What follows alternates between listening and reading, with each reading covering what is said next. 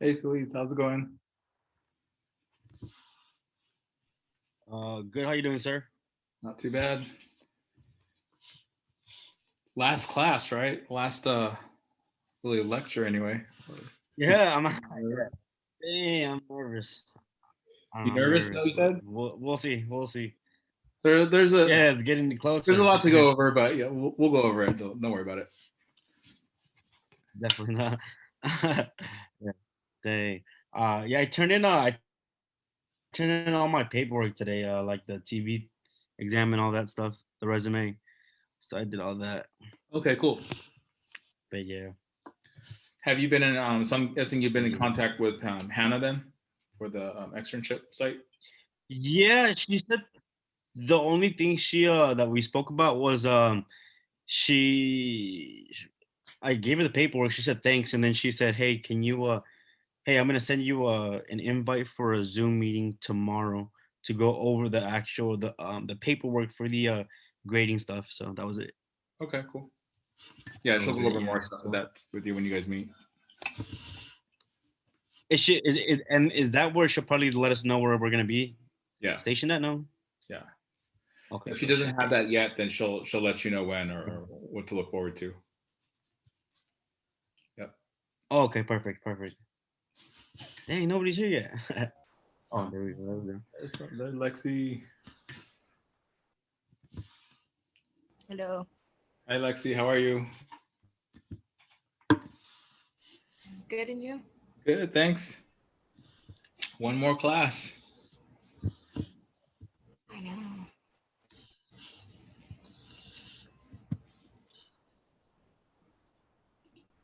Mm.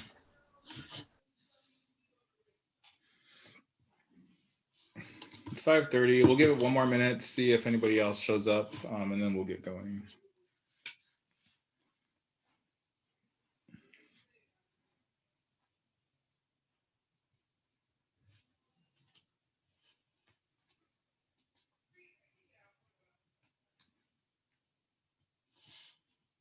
Is tomorrow gonna be a full class? No, so we'll show up at we'll meet at 5:30. We have a couple of tests to go over. We have the saliva tests and then the nerves tests, which we're gonna go over today. We'll have your Mhm. presentations, and then after the presentations are done, we'll go right into the final. And then as soon as you're done with the final, then that'll be it for the day. Um, so I would guess we'll be there at least a couple hours. And the saliva one we're going over today, correct? Yeah. That is saliva glands. Hey Ben, Hey Mike, how are you, my friend? good. How are you, Mike? Oh, not too bad. Getting ready for our last session here. Yeah, it's exciting. Yes, sir. You all, you guys, how are you guys doing with your projects? You guys all ready for it? You think, or will be ready? Yeah, ready. I got some good prizes. Good. All right, you guys. Well, let's go ahead and get started. Welcome to our final session. We're just going to be talking about. We're going to go over the nerves as well as the salivary glands today. This is hitting on chapter 7. And so I really want to go over these two things because you have two tests for them tomorrow. That's going to be that we're going to be doing right before the final. So without further ado, who doesn't have their books with them?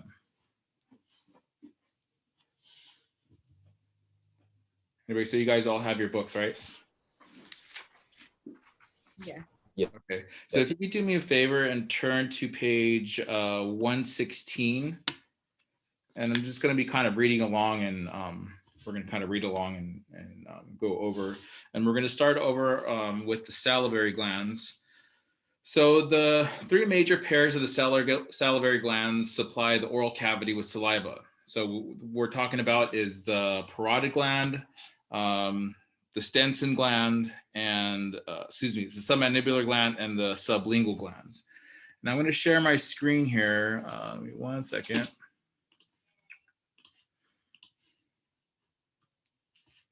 Cool. All right. So let me just go over up to.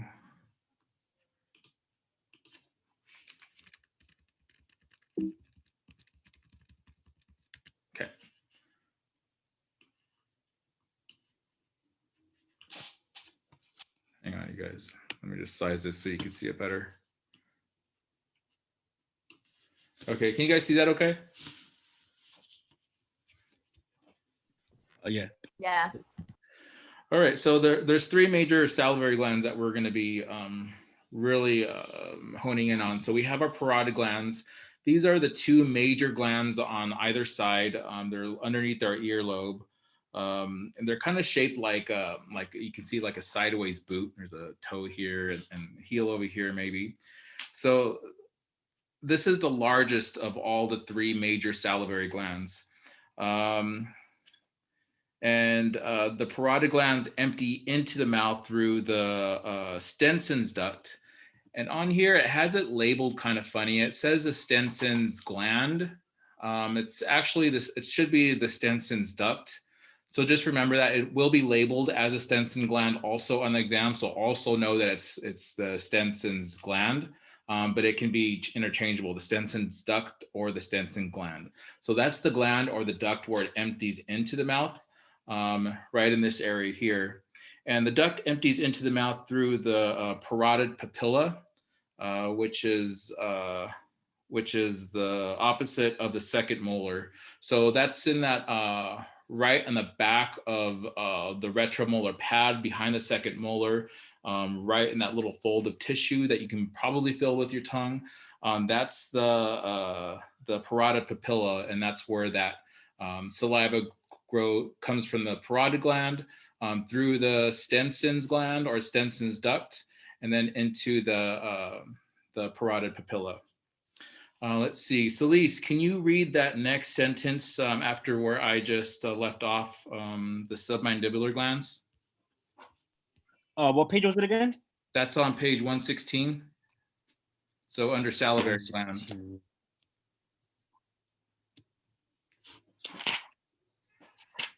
Under salivary glands. Okay, I'm here. Let me see.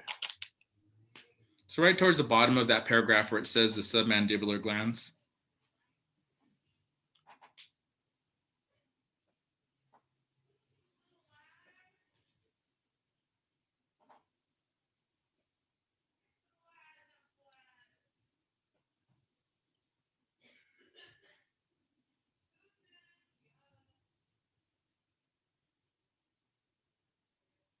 I think he probably muted himself again. Oh. Do you see the bottom of Oh, that? sorry, my bad.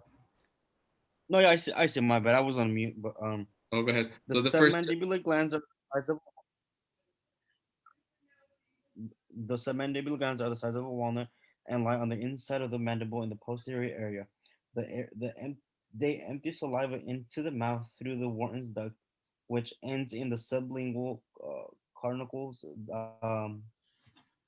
The third set of glands and the smallest are the sublingual glands located on the floor of the mouth. These glands either empty directly into the mouth through the ducts of the ravenous or through the sublingual caruncles. Yeah, by means of the ducts of Bartholin, Okay, good. the ducts of the sun. So what that, you can go ahead and stop there. So what that's talking about there is, so we have the submandibular gland that's right kind of below your chin here. And that empties into the Wortman's duct. And that goes sort of underneath the back part of the tongue. And then the next gland that he was just talking about is the sublingual gland. And that enters into the sublingual caruncles, which is that it's also known as like a super soaker hose. If anybody's ever opened their mouth and we have that gleek or that stream of saliva that comes from underneath their tongue, that's where that's coming from. That's that sublingual gland and it empties into the mouth through the sublingual caruncles. And on the bottom of your page of your book on page 117, there's figure 7-8. That patient has their tongue kind of lifted up to the roof of their mouth, and you can see these little holes on the base of the tongue.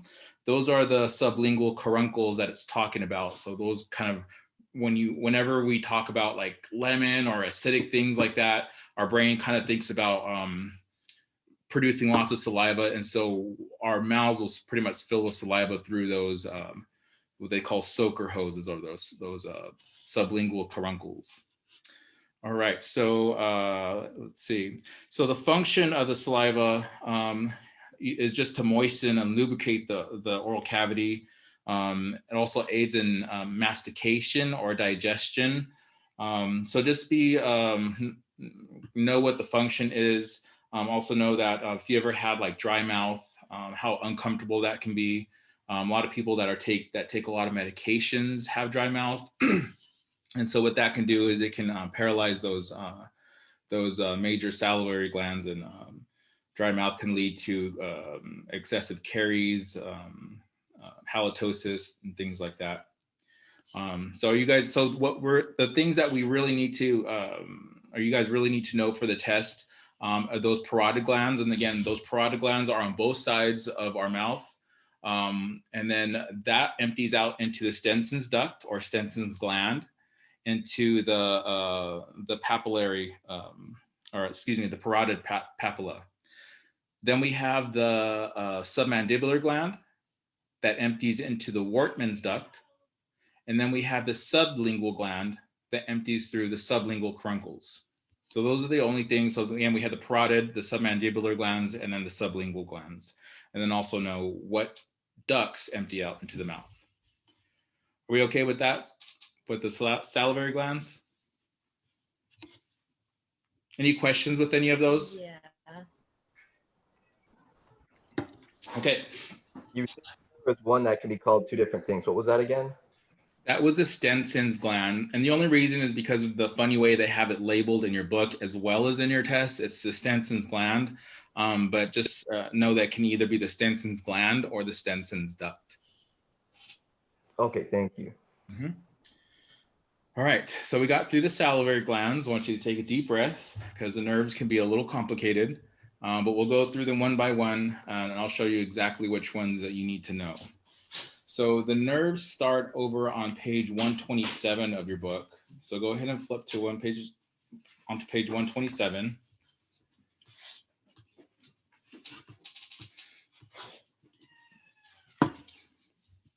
Okay, so here we're talking about the nerves of the head and neck. And with the nerves in the head and neck, there are 4 cranial nerves that innervate the face and the oral cavity. These are the trigeminal nerve, the facial nerve, the glossopharyngeal nerve, and the hypoglossal nerve. But the only one that we're going to be worrying about is the trigeminal nerve. And that's the largest cranial nerve and the most important to us. The trigeminal nerve is divided into something called the semi-ulnar or Gasserian ganglion. Let me just go over to this page here.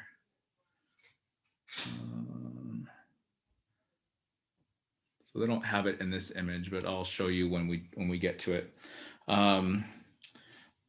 And it branches into the ophthalmic nerve, the maxillary nerve, and the mandibular nerve. So those are the three nerve branches that the trigeminal nerve branches into. The trigeminal nerve, the ophthalmic nerve, the maxillary nerve, and the mandibular nerve. So we'll start with the maxillary nerve. The maxillary nerve branch is a sensory nerve that innervates the nose, the cheeks, the palate, the gingiva, and the maxillary teeth. And also the maxillary sinus, the tonsils, the nasopharynx, and other facial structures. The maxillary nerve maxillary nerve branch is divided into 4 branches. And so we'll go back to this one here. So the 4 branches are the zygomatic, the infraorbital, the posterior superior alveolar, and the pterygopalatine. So let's see, Ben, can you do me a favor and read the pterygopalatine nerve branch? Yes, I was trying to see here. That's right under nerves of the head and neck. Yeah, so that's in that green kind of section, that last paragraph on page 127. 127. Okay, maxillary branch of the trigeminal nerve, or trigeminal nerve. Let's see. The next one over, the green one. The Oh, pterygopalatine branch. okay. How do you pronounce that again? Pterygopalatine. Pterygopalatine. Okay, thank you. After the you want me to read the whole thing? Just up Okay. into just After the first couple of sentences, actually. Okay. After the maxillary nerve leaves the semilunar ganglion, one branch becomes the pterygopalatine. I gotta remember that. I can't remember that word. So it's like pterodactyl, but pterygopalatine. Okay, pterygopalatine nerve branch. This branch divides into the greater palatine nerve, the lesser palatine nerve, and the nasal palatine nerve. The greater palatine nerve extends downward from the Actually, parietal. so go over to your book onto page, or excuse me, figure 722, which is on the next page on 128. And so on the very top, let's see, actually on the very bottom,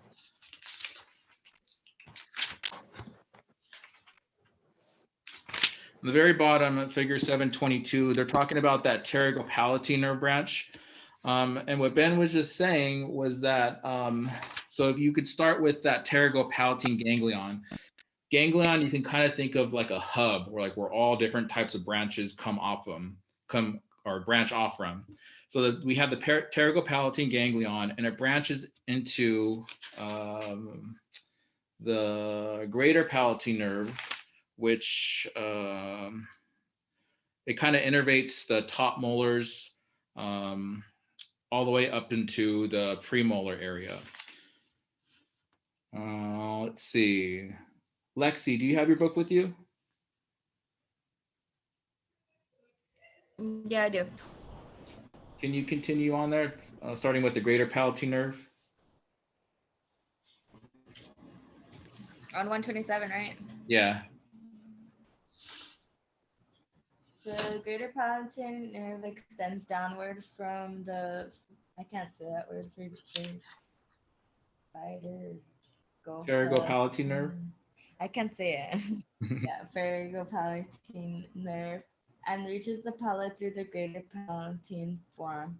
The nerve serves the soft palate, hard palate, medial gingiva, and the mucous membrane as far forward as the anterior teeth. Okay, you can stop there. The lesser palatine nerve. Okay. So again, that's just talking about that greater palatine nerve area that just kind of goes over is pretty much what it sounds like. The palatine is the palate, so it goes through the palate and it innervates the molars. Oh, sorry, lost my place. The molars all the way up as far as the anterior teeth. The lesser palatine nerve is a smaller branch, and really the only place that shows this information is in your book, figure 722. That lesser palatine nerve branch is that smaller branch that innervates the soft palate, the uvula, and the tonsils, so way back in the back of the throat. The nasal palatine nerve extends anteriorly from the pterygopalatine nerve and exits through the incisive foramen. So the incisive foramen, if you remember that is the, let me see if I can find it. Here we go. No, that's not it.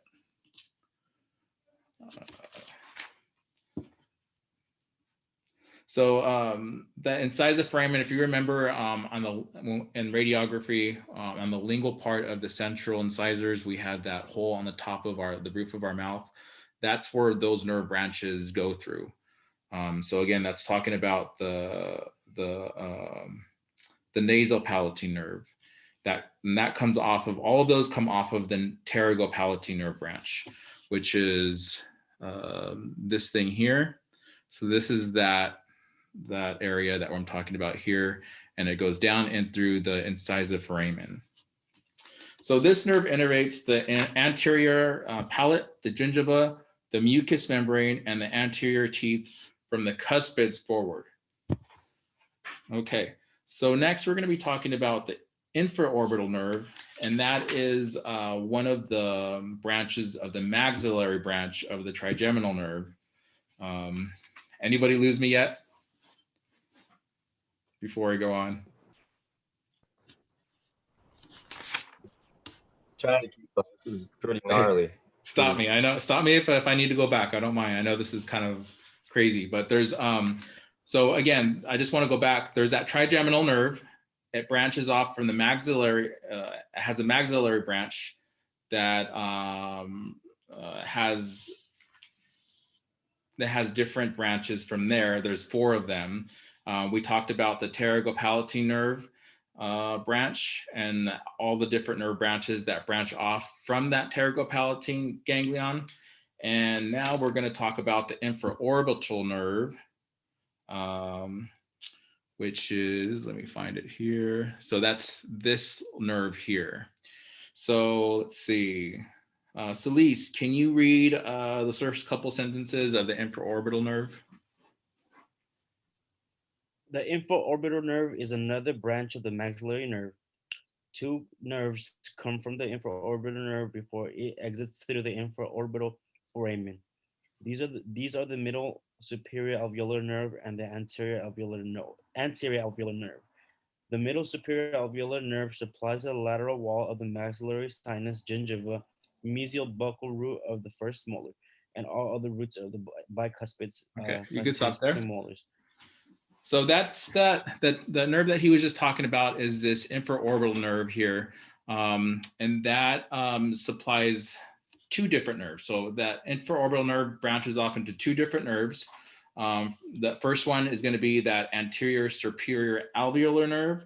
And that one supplies the anterior teeth all the way up into the canines. The other nerve branch that infraorbital nerve branches into is the middle superior alveolar nerve, which is this guy that runs down here. Those innervate both bicuspids and the first root of this molar. I want you to remember that because it doesn't get the rest of this molar or the rest of these teeth. That's going to be a different nerve.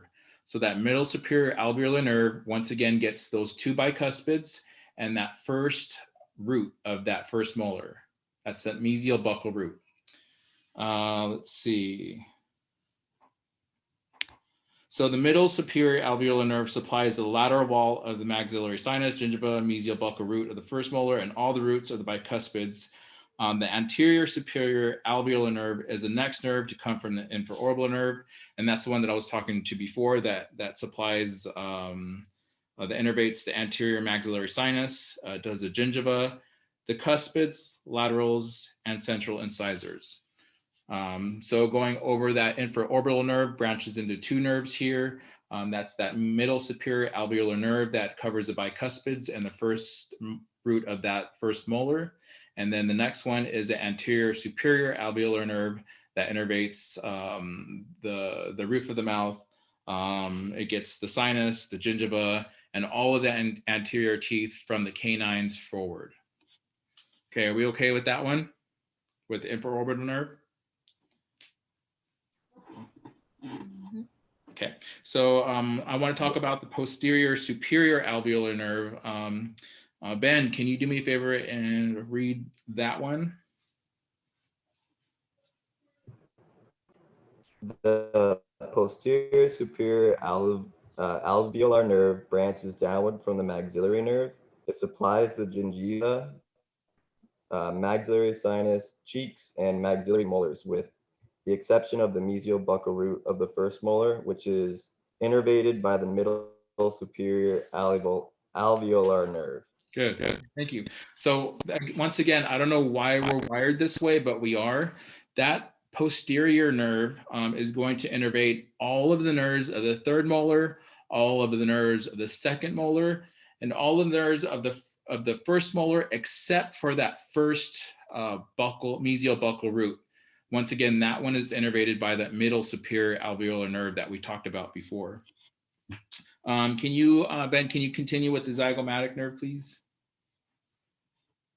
Yes, the zygomatic nerve innervates the orbicularis oculi. Yeah, Sorry if I'm pronouncing these wrong. it's The okay. area around the eye and the area around and behind the zygomatic arch. Okay, so yeah, lots of these terms are really hard to pronounce. So it's I know I'm asking a lot by having you read all of this. So that zygomatic arch is going to, like it said, it's going to innervate the orbicularis oculi, which is just that area around the eyeball, and the nasal area and behind the zygomatic arch. So that kind of goes over the 4 different divisions of the maxillary division of that trigeminal nerve. I want to go ahead and go downstairs onto the mandible. So that is that next branch of the trigeminal nerve. And that's going to be the mandibular branch. And that branch is composed of both sensory and motor neurons and is the largest division of the trigeminal nerve. There are 3 branches of the mandibular nerve, which are the buccal, the lingual, and the inferior alveolar. Let's see. Lexi, can you read the buccal nerve branch? Buccal nerve branch. The buccal nerve branch passes through the buccinator muscle to the cheek, where it innervates the buccal mucosa and the buccal gingiva, as well as the buccal of the mandibular molars. So just like it kind of says, it innervates that cheek area. This is, let's see. If you look on your book on page 129, figure 723, that is pretty much what this page here that I'm showing kind of shows also. That buccal nerve branch is right up here, and that innervates basically the cheeks. That's basically the gist of what you have to know about the buccal nerve branch is it innervates the cheeks, and all the gingiva on the top teeth. Lexi, can you read the lingual nerve branch also? Yeah. The lingual nerve branch descends from the mandibular nerve to the underside of the tongue and then extends from the posterior to the anterior of the mouth. This nerve innervates the floor of the mouth and the vertical side of the tongue, taste buds on the anterior 2/3 of the tongue, and the lingual gingiva. Okay, very good. So the gist of the lingual nerve is it innervates the tongue, the taste buds, and the floor of the mouth. Those are the things that you need to know, as well as the lingual gingiva. So everything on the floor of the mouth is what that lingual nerve is going to innervate. And once again, that lingual nerve, if you can see on this page here, it comes from this branch here that kind of runs down here, and it's going to go through that lingual foramen that we talked about and your landmarks, the landmark class. That's going to go through that area there. So that's that area kind of by where they give the injection. And I'll go over that. That one's the next section there. So the infraalveolar nerve, and that's this one here. That one has a few different nerve branches. So the inferior alveolar nerve branch descends from the mandibular nerve. And the mandibular nerve is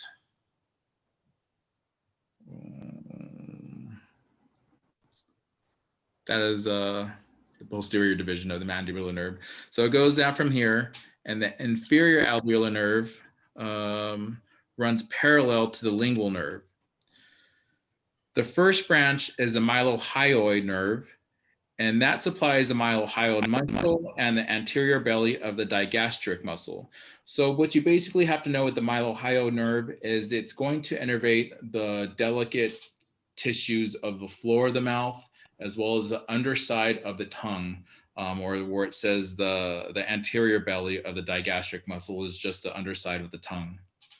The inferior alveolar nerve then enters through the mandibular foramen and runs through the mandibular canal. Okay, within the canal, the inferior alveolar nerve supplies the mandibular teeth, specifically the molars and the premolars. Okay, and then let's see, and the gingiva and the mucosa. The mucosa is just the inside of the cheeks. It then subdivides into the mental nerve branch and the incisive nerve branch. The mental nerve branch supplies the chin and the lower lip area. So that's this nerve here.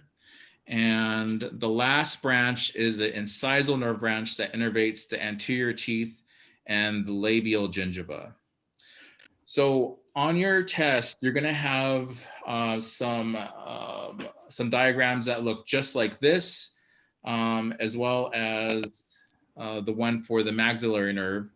And you're going to need to be able to label all of these that we went over.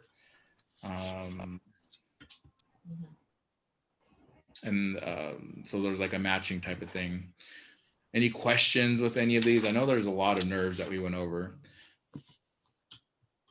So just kind of as like a recap, all the nerves that we went over all branch off from the trigeminal nerves. And can anybody tell me which 3 branches that trigeminal nerve subdivides into?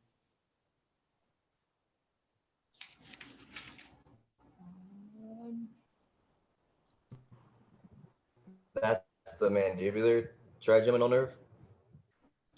So look on page 127, that trigeminal nerve. So it has 3. Did somebody just say it? Oh, so there's 3 different subdivisions that trigeminal nerve branches out into.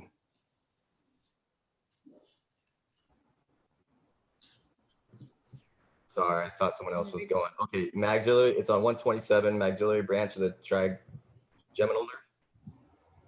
So that's one of the branches. It says, okay, that innervates the nose, cheeks, palate, gingiva, maxillary teeth, maxillary sinus, tonsils. You just want to know the branches. So then that's, yeah, great. So that's one of the branches, is the maxillary branch. Branches. And if you look on that figure 721, it kind of Zygomatic, tells you what they are. infraoral, yes. Okay. Sorry, I have an unstable internet, so I'm getting patches of. Sorry, me too.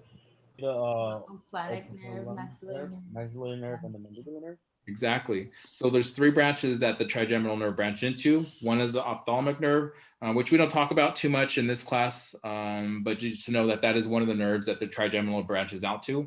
But the ones that we're kind of concerned with is the maxillary nerve and the mandibular nerve. So the maxillary nerve has 4 different subdivisions, and that is the zygomatic, the infraorbital, the posterior superior alveolar, and the pterygopalatine. So those are the 4 subdivisions of the maxillary trigeminal nerve that you'll need to know, as well as where they are at. So if you go over to, let's see, this is a mandibular, here's a maxillary nerve. So that zygomatic nerve is one of them. So that is that nerve. You can't really see it on this one, but it is in your book on page 120. Let's see, 128. Let me look for it here. 128A. The zygomatic nerve, kind of, you can kind of see it's in this area here, and it follows. Oh, that's actually this one here. I don't like the way it's labeled here. That kind of just points to nothing in space. But what it should be pointing to is this nerve that kind of goes on top of this one. It looks almost like a ghost. That's a zygomatic nerve. Oh.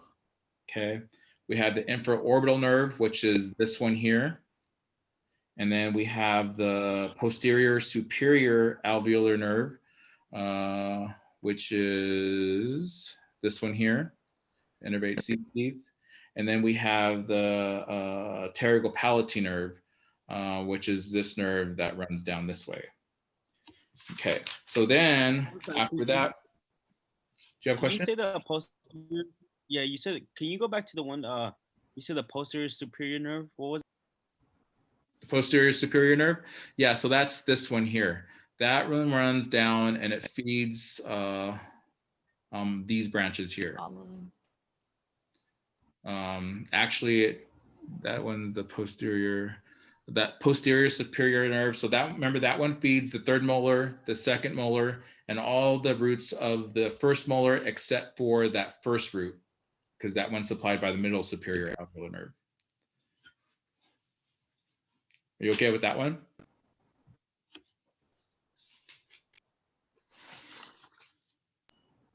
Okay. Copy. Thanks. No worries. Okay, so then once we have the maxillary nerves, all right, when we have, then we have the mandibular nerves, and the mandibular nerves have a few different branches. We have the buccal nerve, which is just the cheek, the lingual nerve that supplies the tongue, and the inferior alveolar nerve that supplies, this is this inferior alveolar nerve, and that runs all the way down this lower part of this lower jaw here. That supplies all of, that innervates all of the teeth on the mandible. So when we talked about pharmacology before, when we talked about giving that infraalveolar nerve block, that is when we're blocking this specific nerve down here, which is why whenever we do that nerve block, that patient will feel numbness across their whole jaw. Okay, so that was pretty much the gist of all the mandibular nerves, or excuse me, all the nerves that you need to know. And once again, on your test, you will have a diagram that looks like this that you will need to fill in. And the only nerves that you will need to know are the ones that we went over today. All right, so are we okay with the nerves and the salivary glands? So far, so good. Are we gonna have a way to study it besides our book, just so we're prepared? Yes, well, Flashcards help me.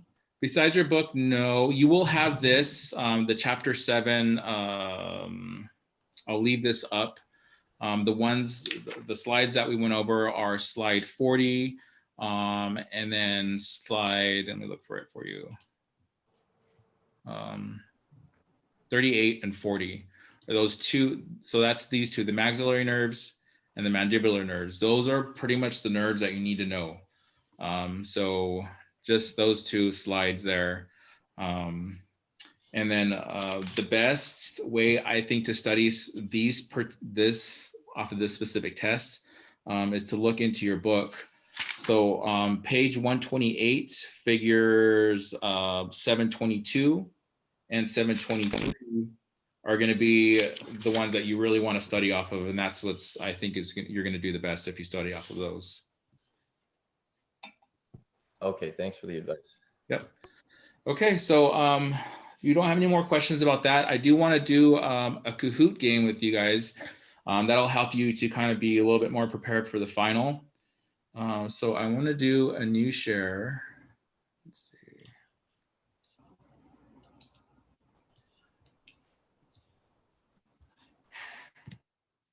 Okay.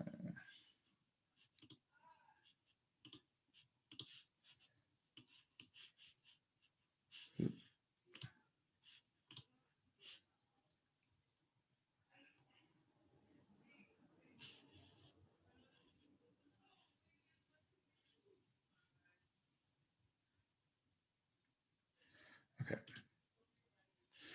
So to play this game, go to kahoot.it, and then it's loading a game pin, and then type in this game pin when you get to that website, and it should bring you up to the game.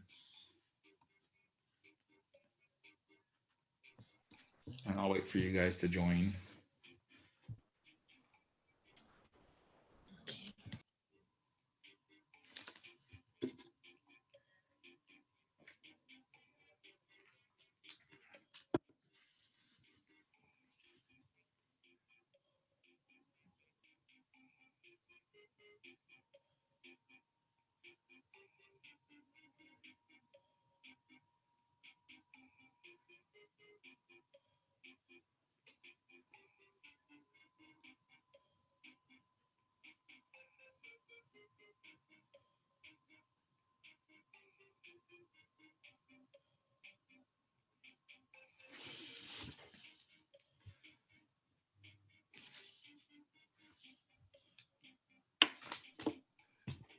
kind of glad I came because I would have been confused with all those nerves, sir.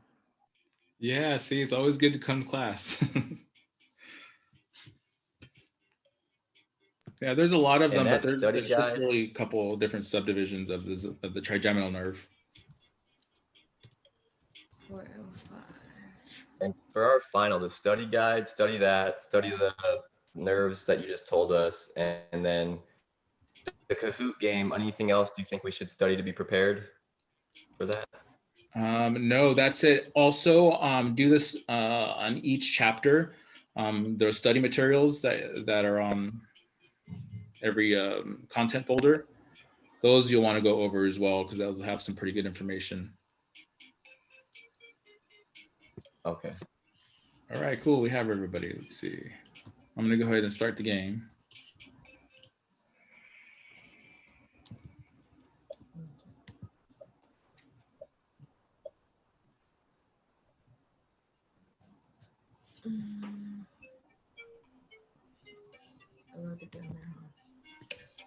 Whenever you know the answer, go ahead and answer it.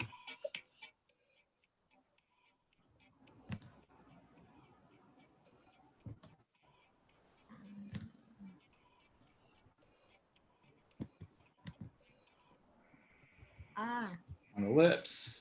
Herpetic lesions usually occur on the lips. All right. Let's go to the next one.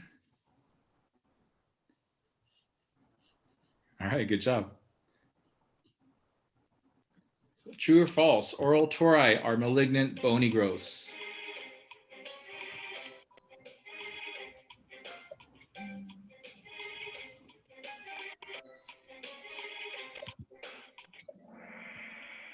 It's false.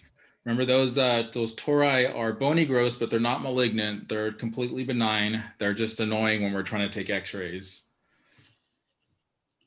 All right. Good job. All right. So true or false? Leukoplakia is a general term meaning white patch.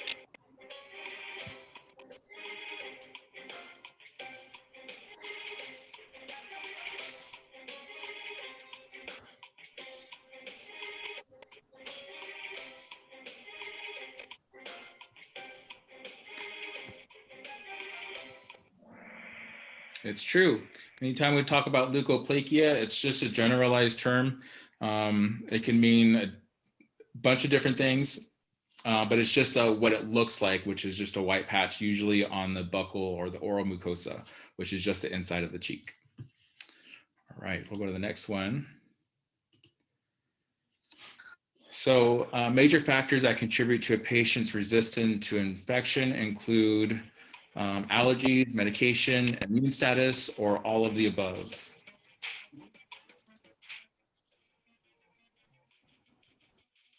It's always been your. Just kidding. Just kidding. Let's see.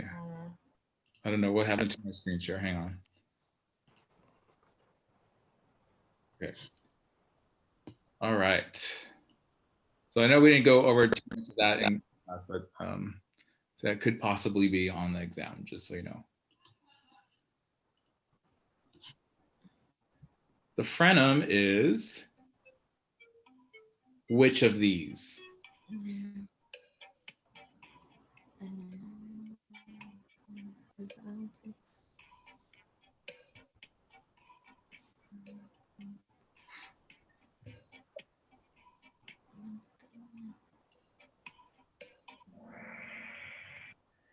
So it's a narrow band of tissue that connects two structures.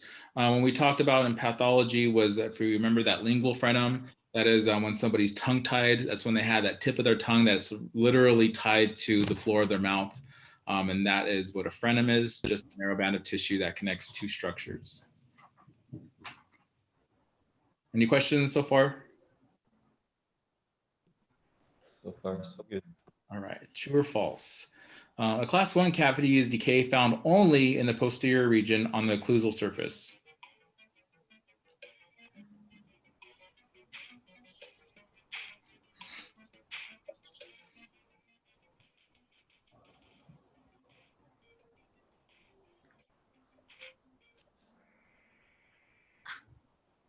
Okay. So it's false. Remember, it can also be found on the anterior surface when we're talking about like pits on the lingual or the buccal surface.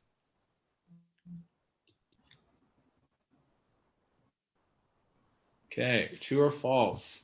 An avulsed tooth has been removed completely from its socket.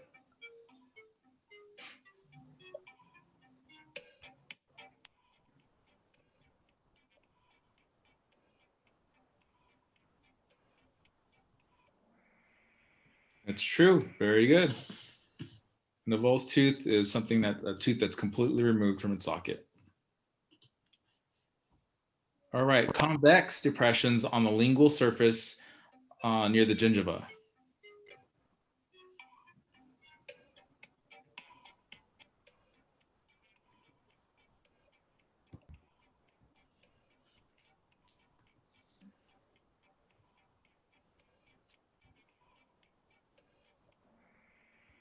So it's a cingulum. Remember that when I talked about the lingual part of that, it's like a little ridge right near the gingiva. That is the cingulum. And convex is the opposite of concave. So concave is like a ditched out area. Convex would be like a rounded ridge sort of thing. All right. Good job, Celise and Lexi. Quiz. Enamel easily chips off the dentin. Is known as dentinogenesis imperfecta, orbicularis oris, twinning, or macrodontia.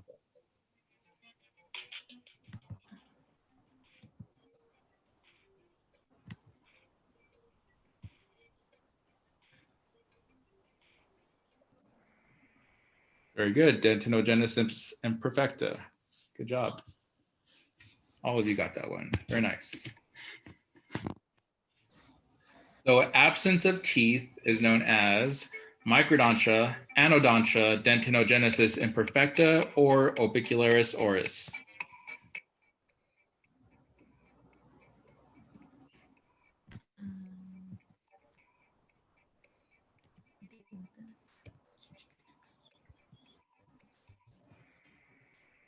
Nice. Anodontia is the absence of teeth. Very good. All right.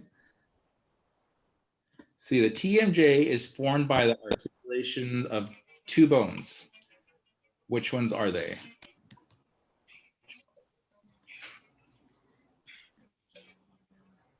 And that should say the condyle, not the congyle.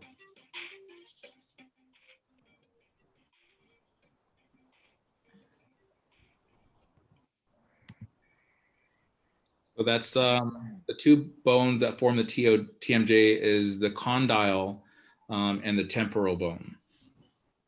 So that is that the condyle is this thing here, and the temporal bone is this jaw here or this bone here. So the TMJ is right in between those areas, between those two bones. Let's see. The teeth in the permanent and primary dentition responsible for grinding and chewing food are which of these teeth? The molars, incisors, cuspids, or bicuspids?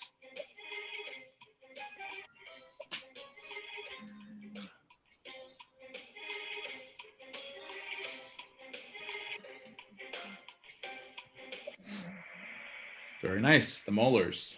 Very good. All of you got that. Very nice. So how many root branches would a trifurcated tooth have? 1, 2, 3, or 4? Trifurcated. Very nice. Yep. Just remember that tri just means 3 different root branches. True or false, a lack of saliva can increase incidence of caries.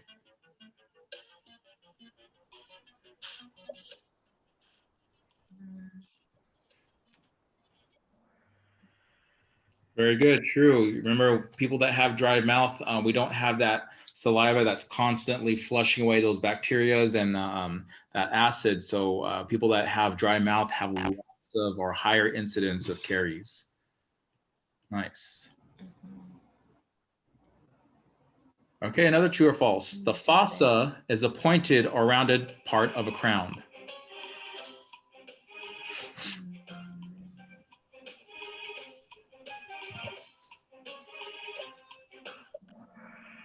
Good. Fossa. Remember, fossa always means a depressed area, which is the opposite of a pointed or rounded part of a crown. Hey.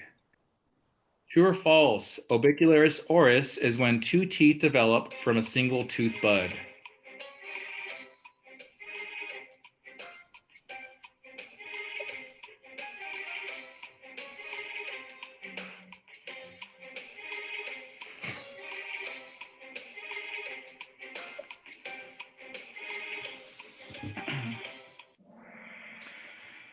Good. False. So when two teeth develop from a single tooth bud, that is the term that when we use twinning, remember, it's if we have two teeth that comes from the single tooth bud, it's going to look the same. It's going to have the same size, same shape, same everything.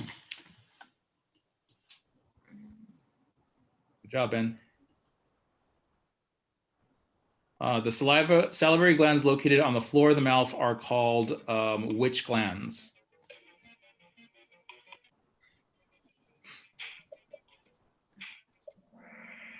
Sublingual. Yeah, this could be a little tricky.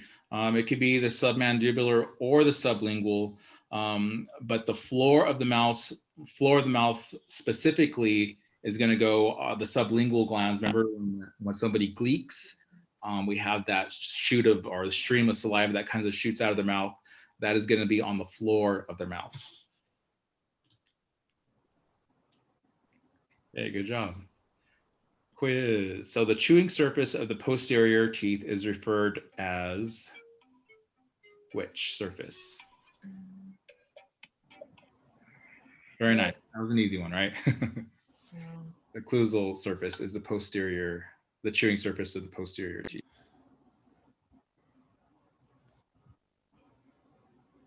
Class 5 caries occurs on the which part of the mouth?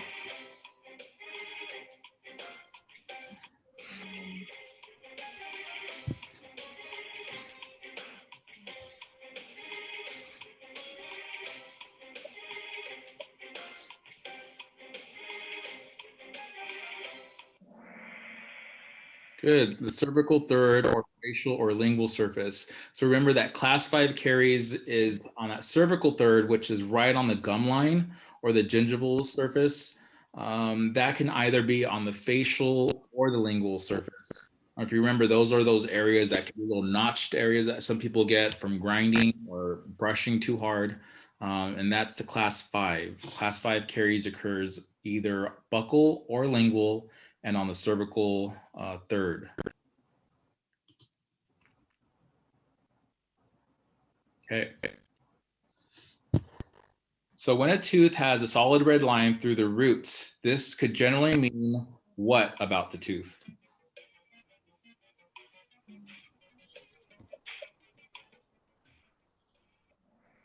Good. I was hoping this was an easy one. A solid red line would mean the tooth is in need of a root canal. A solid blue line would mean that the tooth has already had a root canal. Very nice. All right, moving on. So abnormally small teeth. Okay, there's a typo with this one. It's not macrodontia, it's the other one.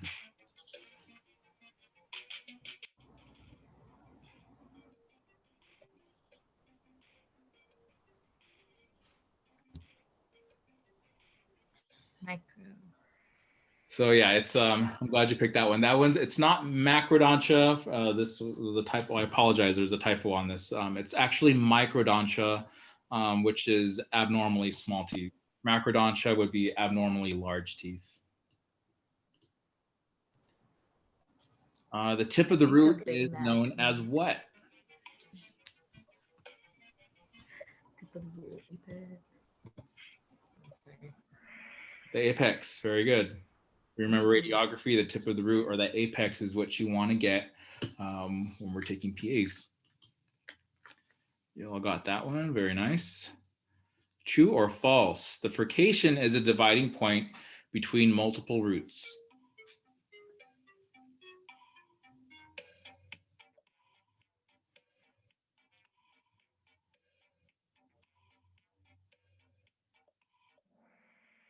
Nice. That is true. And furcation, we can either have bifurcation or trifurcation.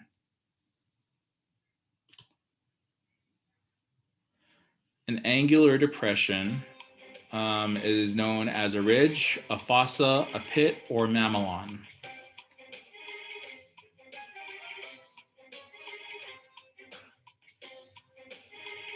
Remember another word for depression.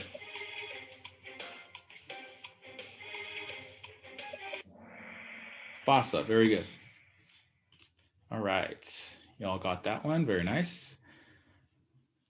So using a black colored pencil and dental charting of the oral cavity indicates what? I know we didn't go over too much of this, so just take your best guess.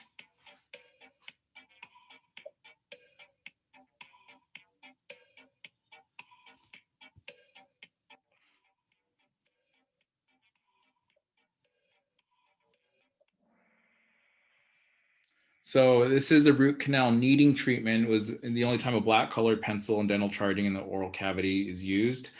We didn't go over too much of this, so I'm not going to expect you to know it either. This just happened to end up in this Kahoot game, so apologize for that, but moving on. Bruxism can cause the posterior teeth to appear what? Yellow, mottled, flattened, pointy.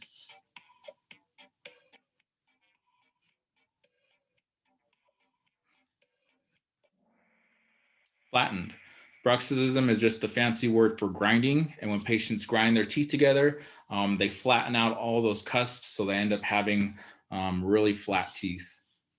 So anytime you see anybody with really flat teeth, you can almost guarantee that they're going to be bruxers or grinders. Nice job, Ben and Celise. So which cranial bone forms the forehead, the frontal sinuses, and the upper orbits of the eye?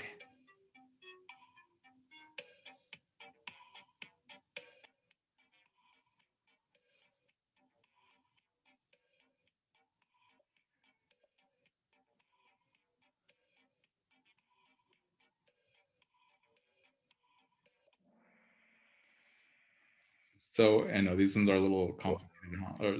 The frontal bone is the one that we're looking for. So if you can kind of remember, it's going to have the forehead, right? The forehead, the frontal sinuses, and the upper orbits of the eye. This is all one bone here. That's the frontal bone.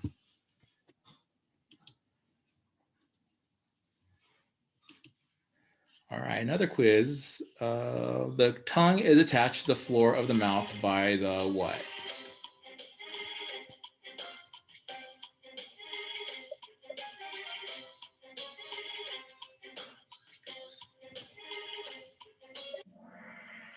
So very good, the lingual frenum. And this is more of a pathology question because this isn't something that everybody has. But when somebody does have a lingual frenum, they're talking about when the tongue is attached to the floor of the mouth. And usually they're attached by the tip of the tongue, which can cause speech problems. And when somebody is, when we refer to somebody that's tongue-tied, this is what we're referring to, somebody that has a lingual frenum.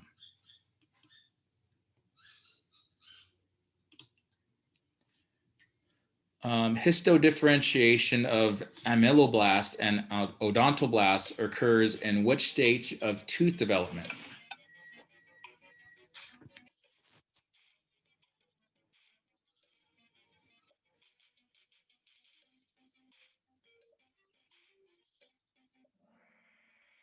So that's Bell. This is another one of those where it just happens to be in your chapter. We didn't go over a lot of it. So it's more than likely not going to be something that you'll need to know for the exam. But just so that you know that the Bell stage of the development is when the histodifferentiation of amyloblasts and odontoblasts occurs. All right, so almost done here. The muscle that compresses the cheeks against the teeth and retracts the angle of the mouth is known as which muscle?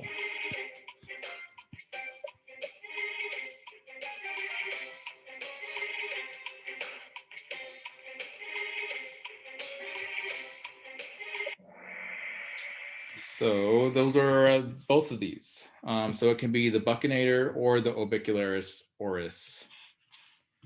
So good job.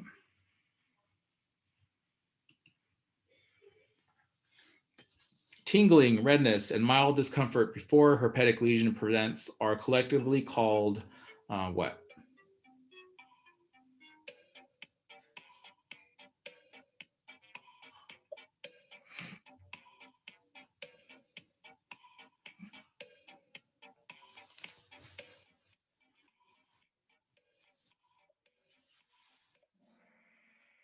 So the correct answer is prodromal symptoms. This is kind of a difficult one. Whenever we have these difficult ones or we're not sure if we've kind of talked about it before, it's not going to be a bifurcated symptoms. That's not a thing. And it's not an antipyretic symptom. A prodromal symptom, that's when the first part and the first stage of these herpetic lesions, when we have that redness or discomfort or sometimes heat that comes from it, these are all prodromal symptoms, which are all pre-indications to a herpetic lesion about to occur. Good job, Ben.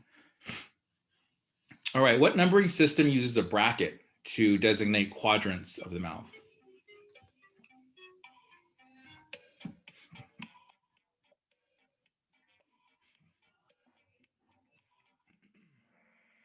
So that is the Palmer system. Remember, those are those brackets. They could be L's or backwards L's or upside down L's. Those are what indicate which quadrant they're talking about. And then it'll be like the upper left ones all the way through the upper left eights. And it can be in every quadrant, but every quadrant has 8 teeth. And so depending on which quadrant we're talking about, we'll use a different bracket to denote that quadrant or that specific quadrant.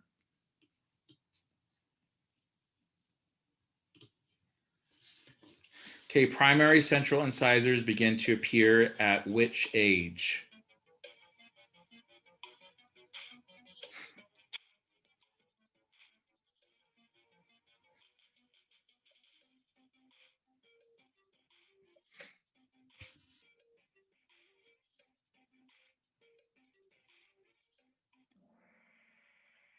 So that's 5 to 6 months. Those of you that answered that one, very good. Remember, this is going to be important not only for the tests, but if you ever have a parent for one of your patients that you're treating, these are questions that they will, I promise you, they will ask you this. So you don't want to appear to not know what you're doing. So you want to make sure you know what their eruption schedules are. Good job, Ben. All right, our last one here. Teeth that have a periapical abscess using the universal charting system are marked using which symbol?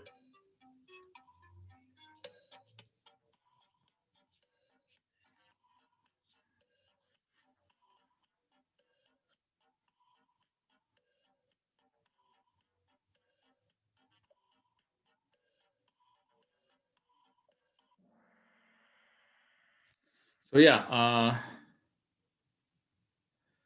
so this one I don't really agree with. It's going to be a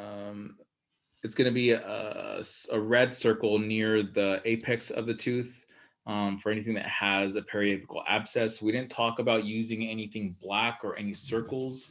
You would have a black or a circle or a solid circle near the apex of the tooth, but it should be red if it's indicating a periapical abscess. Okay, so that's pretty much it, you guys, with everything that I wanted to talk to you about. Looks like Ben is our winner. Good job, Ben. All right, so I'm gonna go ahead and end those shenanigans. 1 second. While you're doing that, Mike, is the content going to be out right after the class? hang on. What? Say that again. Is the content going to be put out right after the class, or is it already out now? Just curious. Which content? For the course content tonight. Sorry about I'm that. gonna go. That's my next thing. Thanks. So let's go ahead and go over to the content or what you're expected or what's expected of you for today. Where is it? Aha.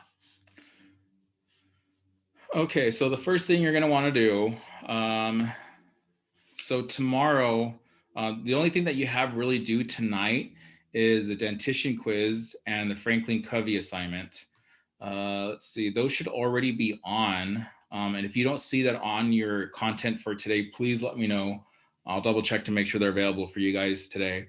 But that dentition quiz is 20 minutes time. That's due by 10 o'clock tonight.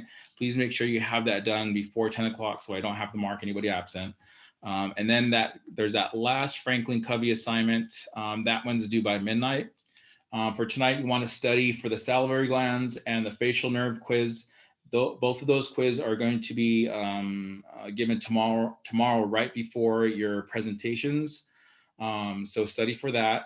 I will finish. If you've already turned in your study guide, I will grade that very shortly here and get that over to you as soon as possible.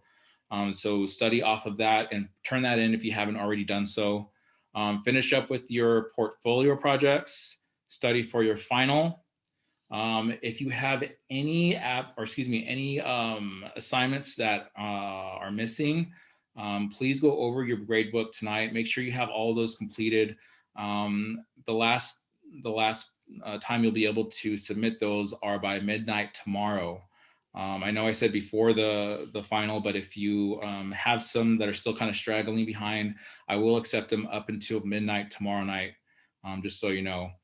And that's pretty much it. That's all you guys really have to do for tonight. It's not a lot, but it is kind of a lot because it's the last stuff that you guys have to kind of finish up on. But you guys did a lot. You worked on a lot of hard, difficult topics to sequence, so good job. And that's pretty much it. I don't think any of you are returning to 175. So this is your last academic course.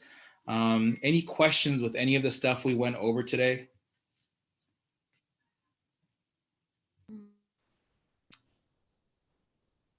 No, I don't think so.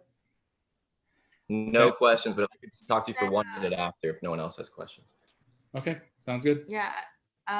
For to study, Mike, you just said on pages 128 that the figure and 129 that figure was 723, and then the 722 was best to study off of. Yeah, so just know all of the nerves of the mandibular and the maxillary branch. And those 2 pages that you just said are exactly the pages that you need to study for from those. All right. Okay. Yeah, no, I don't have any more questions. Do you have a question, Celise? Yes, sir. Just letting you know, since you told us to let you know, I couldn't see my course content for tonight. Okay, I'll double check that right now before. Let me just go over that right now, actually. That'll be it. Okay, now it should be fixed.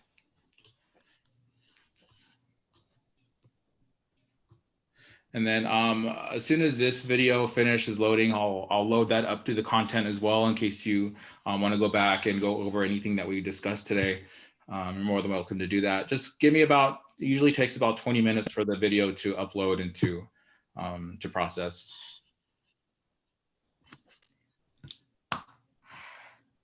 Okay. If you guys don't have any other questions, I'll see you tomorrow in class at 5:30. And then if you do, just let me know. If you have any other questions that you can think of, let me know. Send me an email and I'll get back to you as soon as I can. Copy that. Thank you very much, Mike. All right, you guys. Thank you. Have a good night. There, Mike. Thank you. Still have 1 minute, Mike. Yeah, man. What's up? Okay, I'll be quick. I know you are busy. I just want to double check in my PowerPoint. Black hairy tongue's okay. Apophis stomatitis. I'm just trying to make sure that they're not incorrect. So like if I do one on the lips, herpetic, I forgot what it was called. Not Not oral lesion planus. Herpes labialis, is that going to be okay? Herpes labialis. So that's the herpetic lesions on the lips, right? Right. What was your question? I'm sorry about that. Is that going to be okay? Because it's not exactly in the mouth, it's on the outside Yeah. for my project. Oh yeah, definitely. All right, then I think that should be good. I just want to make sure I was doing the correct lesions and everything like that. Yeah, yeah. No, if it's on the mouth, it doesn't have to be inside the mouth, but that's within your boundaries. So you're definitely good there. Cool. Just put the location, like the frenum or wherever it's at, and I'm good. I'm sorry. Now I'm confused. What was that second question? Reading the PowerPoint, it said label the lesions in the mouth and the location as well. Did you want the location, like say if it's on the lip, like on the frenum or something like that, or just put the basics of what the lesion is? So like if you mean on the exam? Yeah, for our project PowerPoint. Oh, for the PowerPoint project. And so I'm sorry, I thought you were talking about the exam. So say that, what's your question again? Location of where these lesions can happen. Yeah, definitely. Okay. So if we're talking about fix that then. herpes labialis, that can happen and mostly on the lips, right? Labialis specifically denotes the lips. So yeah. And okay. Did that answer your question? Cool. Yes, sir. Thank you very much. Okay, you're welcome. If you have any more, let me know. Send me an email. I'll be available all night tonight. Okay. Okay. You have a good night, Mike. Thanks again. See you tomorrow. Good luck. All right. See you tomorrow. Bye. Bye.